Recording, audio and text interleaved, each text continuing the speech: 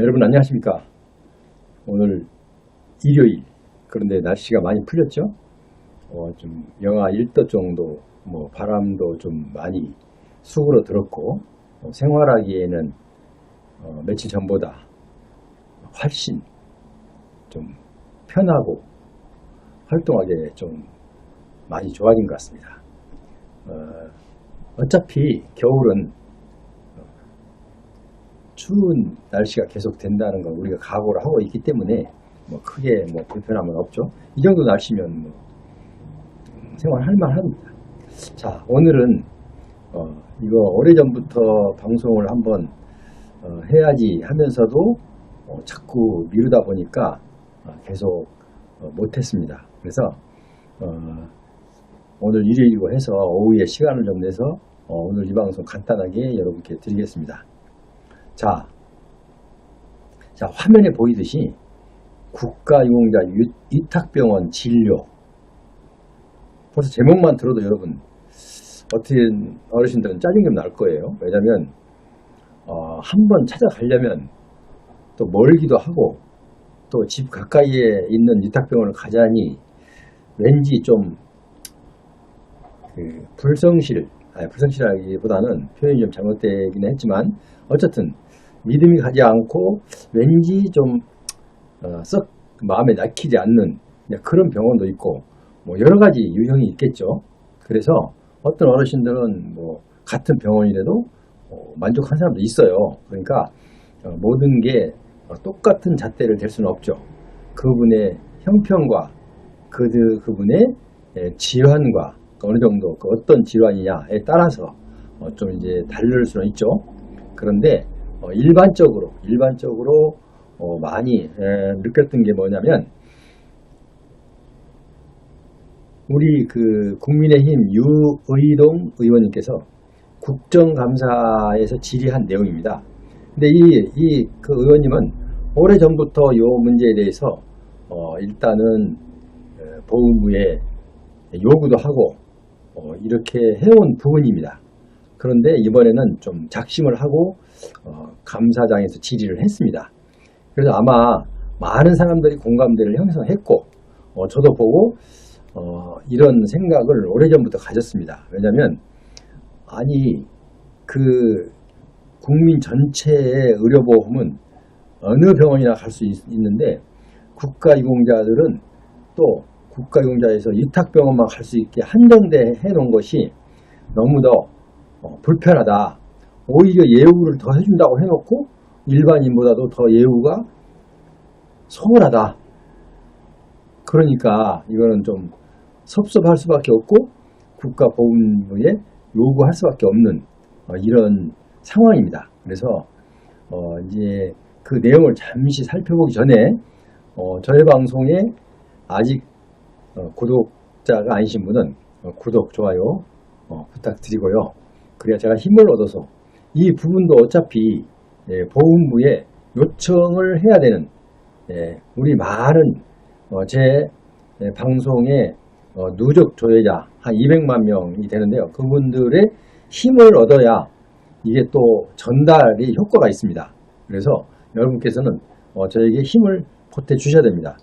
그래야 여러분들을 위해서 저도 열심히 더 뛰고 또 결과도 좋아지기 때문에 그렇습니다. 자, 의료보험 공단에서 하는 거는 어떻게 해요? 아무 병원이나 집에 가까운 병원으로 갈 수 있죠. 그런데 정작 예우를 더 받아야 되는 국가유공자들이 지정병원, 보훈병원을 지정병원을 전국에 600, 700개 했다 하더라도 내 가까운 데 없으면 그만이에요. 가까운 데 있을 수도 있고 질병에 따라 다르겠죠. 자, 그런데 어떻게 보면 주객이 전도돼서 예우를 받아야 하신 분들은 오히려 홀대를 받고 전 국민에게는 이렇게 편안하게 할 수 있도록 해준 거 조금 누가 생각해도 이거는 정부에서 지금 좀 잘못하고 있다, 이렇게 판단할 수밖에 없어요. 그래서 이번에도 유의동 의원님께서 국정감사에서 강하게 질의를 했습니다. 보훈부 장관을 에게 질문을 했고, 또 나아가서 보훈병원 노후 의료 장비도 교체해야 된다.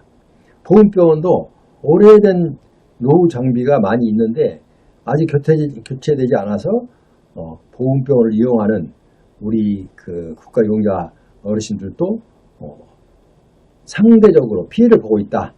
이렇게 말씀하시는 겁니다. 그래, 저도 동감합니다. 상대적인 피해를 보고 있는 겁니다. 자, 그래서 보훈병원 노후 의료 장비 교체도 중요하지만 제가 보기에는 더 시급한 것은 전국 모든 의료기관으로 확대해야 됩니다. 전국 모든 의료기관으로 위탁병원화, 그러니까 아무데나 가서 받을 수 있도록 국가용자잖아요. 그래서 이 부분을 저도 같이 여기 같은 의견으로 저도 여러분의 이 힘을 보태겠습니다. 자, 그래서 전국 모든 의료기관으로 확대가 되면 서로가 좋아요. 물론 일반 병원에서는 직접 바로바로 병원비를 받을 수가 있기 때문에 전체적으로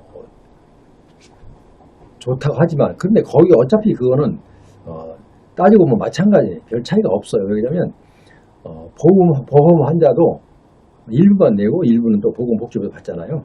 이런 똑같아요. 그래서 여기는 보건병원에서 받을 건 받고 보건 환자들에게 이제 받지 않아야 될 건 받지 않고 어차피 몽땅 다 보건부에 청구하면 되는 거니까 의료기관에서는 큰 불편함이 없다고 생각이 돼요. 그래서 이제 간단합니다. 왜냐하면 보건복지부 장관하고 같이 협력해서 이렇게 하는데 좀 도와달라. 물론 대통령의 힘을 실으면 훨씬 효과가 좋겠죠.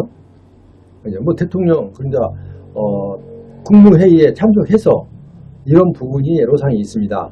각자 이제 여러분 잘 아시죠? 국무회의를 열면은 각부 장관들이 국무회에 참석했던 장관들이 대통령께 보고를 하며 일단은 먼저 지시사항을 보고를 하고 또 지시사항이 보고가 끝나면 이제 그 다음에 의견을 개진할 수가 있습니다. 우리 부에서는 이러이런 점이 좀 애로사항이 있고 그래서 이런 점을 이렇게 하고 싶다라고 의견을 낼 수 있습니다. 그게 국무회의입니다. 장관들 회의죠. 대통령이 직접 듣기 때문에 이거는 속도가 가장 빠릅니다. 예를 들어서 대통령이 국무회의에서 대통령이 같이 이제 회의를 하면서 이제 우리 장관이 그러니까 이제 보고를 마치고 이제 건의사항이 이제 하나 있다 이렇게 얘기를 우리 보건부에서 이런 애로사항이 있습니다. 보건부 장관이 이제 얘기를 하면 됩니다. 우리 국가유공자들이 위탁병원을 따로 700개 정도 이미 지정이 되어 있지만 그래도 일반 우리 국민들의 보건복지부에서 하는 거기에 서비스에 비하면 훨씬 떨어지고 또 불만도 많고 또 그 어르신들이 예우를 해야 되는데 예우가 아니라 오히려 불편을 주고 있다. 이러니까 각각께서도 좀 힘을 실어주시고 또 보건복지부 장관도 같이 협력해서 이거 전국 모든 의료기관을 국가용자 위탁병원으로 확대하는데 힘을 좀 보태주십시오 라고 의견을 내면 크게 반대할 사람이 없을 것 같아요. 왜 그러냐면 보건복지부 장관도 본인하고 그건 문제가 없죠. 그냥 보건복지부에서 어차피 그 진료비가 나가는 것은 일반인한테 나가는 거고 국가보훈자들은 국가보훈부에서 나가면 되는 거니까 어떻게 보면 상당히 그 어려움이 없이 쉽게 갈 수도 있을 텐데 지금까지는 요구하는 사람이 없어서 아마 지금까지 이렇게 지지부지하게 온 것 같습니다.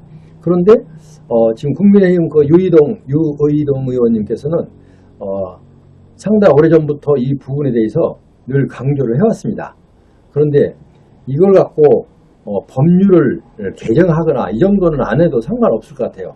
왜냐하면 훈령이나 그러니까 장관 훈령으로 아니면은 이제 대통령 지시사항으로 뭐 이런 식으로 해서 가능할 것 같은데 좀 하루 빨리 이렇게 됐으면 좋겠습니다. 지금 방송을 듣고 계신 우리 국가용자 어르신들은 아마 기분이 좋을 거예요. 제가 이 방송을 하는 거니까 이 방송을 할 때 아마 이 방송에 동의를 할 거예요. 그래, 아무데나 가면 받을 수 있도록 해줘야지. 무슨 일이야 이거요. 이러면서 상당히 반응이 좋을 걸로 보여요. 그래서 이 부분에 이번 기회에 지금 유희동 의원도 일단 우리 보건부 장관에게 질문도 했고 의견도 물었으니까 하나 거기다 힘을 보태서 전국 모든 의료기관으로 우리 국가용자 이탁병원화라고 굳이 명명하지 않아도 돼요. 모든 의료기관에 국가용자도 같이 진료를 받을 수 있게. 그래서 그분들은 이제 조금 불편한 것은 있지만, 왜냐하면 한쪽은 국가용자들은 국가보건부로 필요한 그 진료비를 요청할 거고, 보건복지부 산하는 보건복지부 장관한테 진료비를 요구하잖아요. 그러니까 뭐 큰 문제가 없다고 봐요. 그런데 그러면은 우리 연로하신 어르신들은 정말 큰 박수를 보낼 걸 보여요. 왜? 이제 집 가까이도 어디든지 가도 되니까. 그러나 우리 국가용자 어르신들은 일반 국가용자, 그러니까 국내에서 군생활하다 국가용자가 상의를 입고 국가용자가 되신 분들은 좀 다르지만, 이제 월남 같은 데서 고엽제로 해서 하신 분들은 꼭 보훈병원을 먼저 가야 됩니다. 보훈병원에 가야 내가 고엽제 후유증인지 후유증인지 그거 교통정지를 받을 수가 있어요. 내가 고엽제 후유증에 속한다. 내가 후유증에 속한다.